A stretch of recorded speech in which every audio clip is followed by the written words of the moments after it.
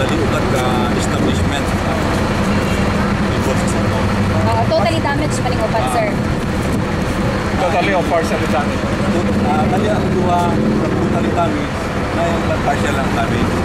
So ang pinaka-damage, ang pinaka-point sa sunog is kanino yung motor parts. Asa yung isa mo lang saan mag-umpisa ang sunog Ibig sa mga sa nakakita, hindi man may makababa na ginamong establish kung sa iya na pinagsagot sa pasang establishment, pero based sa nakakita dito sa Shihani mo auto parts.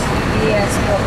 So, naana ba tayo estimated kung pila ka As of now, basta going pa ang investigation, di pa na ako establish kung pila gitong damage. kasi ko sa layo.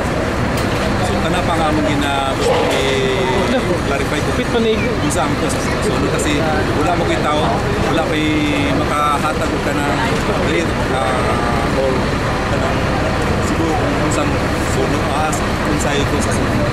Sir, allegedly, doon na tayo nasamdan may isang kabumbero, no, sir? So, ito na sa population ko naman. Wala naman nakatay nga na sa kick for pulang katong sa ceiling kanina.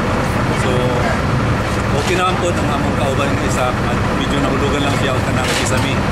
Insa, sir? Kasi pa namin, sir? Pablo Tevez. Pablo Tevez. Porto Pablo Tevez. Ano yung mga pasok? Wala naman po. Murag na alay gamay nga po na nakalanghap siya puso. So, karoon na amay siya sa hospital. Asa dapit, sir, ang nag-boardon ka rin sa beauty bar? Sa likod. Yes. Mga sa nasa ganyan sunog sunog? Ito ang tawag sa station alas 2:33 ang sunog. So, fire out siya. Sa pagpayag na road. Baka na ako mag-swap dito. After mga 30 minutes, more ang operation. Thank you, sir.